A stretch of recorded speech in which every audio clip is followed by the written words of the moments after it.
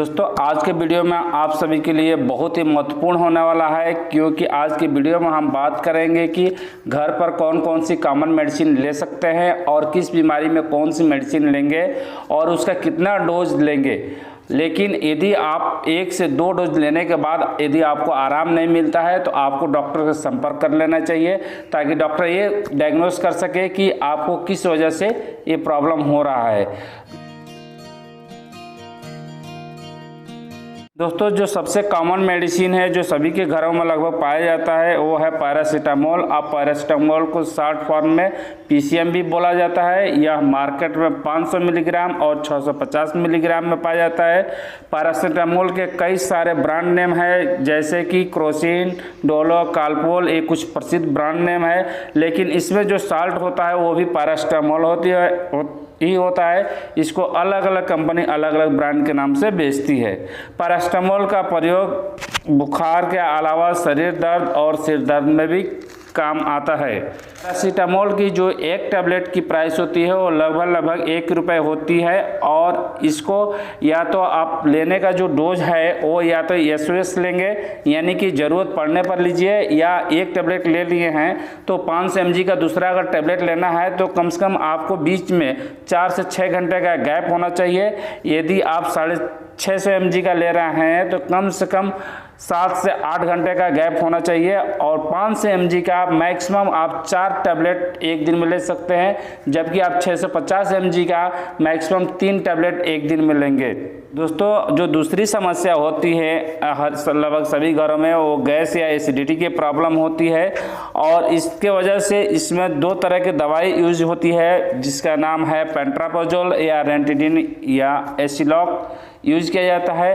पेंट्राप्रोजोल के कई सारे नाम से आते हुए हैं, जैसे कि Penta 40, Pan 40, Pan D, Pantoz, Pantocid, पेंटाकाइन, पेंटोज डी, और भी कई सारे ब्रांड के नाम से आते हैं, जिसके अंदर में जो साल्ट होता है वो पेंट्राप्रोजोल ही होता है।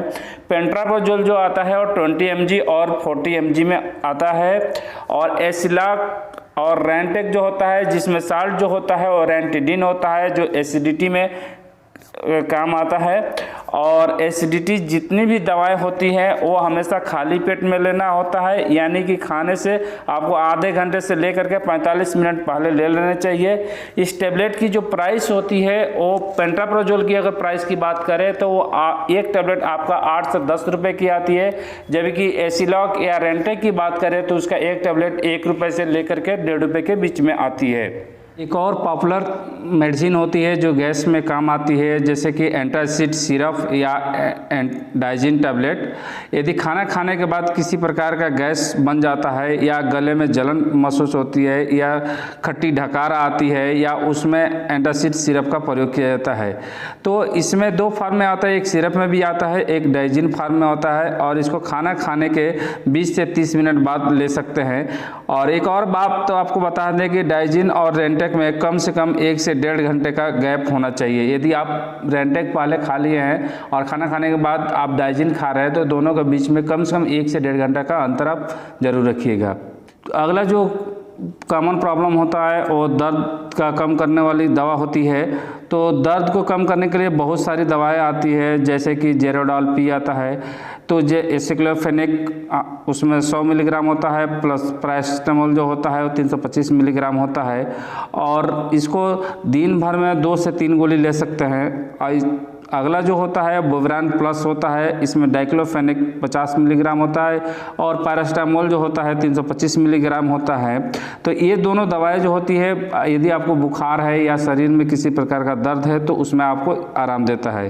अगला जो दवा आता है वो मेफ्टाल स्पास। इसमें क्या होता है, इसका कंपोजिशन में डाइसाइक्लोमिन 10 मिलीग्राम होता है, और प्लस मेफेनामिक एसिड जो होता है वो 250 मिलीग्राम होता है। और इसके बाद जो नेक्स्ट दवा है उसका नाम है ड्रोटिन एम। इसमें ड्रोटावेरिन 80 मिलीग्राम होता है, और मेफेनामिक एसिड जो होता है वो 250 मिलीग्राम होता है। ये मेफ्टाल स्पास और ड्रोटिन एम, ये दोनों दवाओं का इस्तेमाल पेट दर्द के लिए किया जाता है।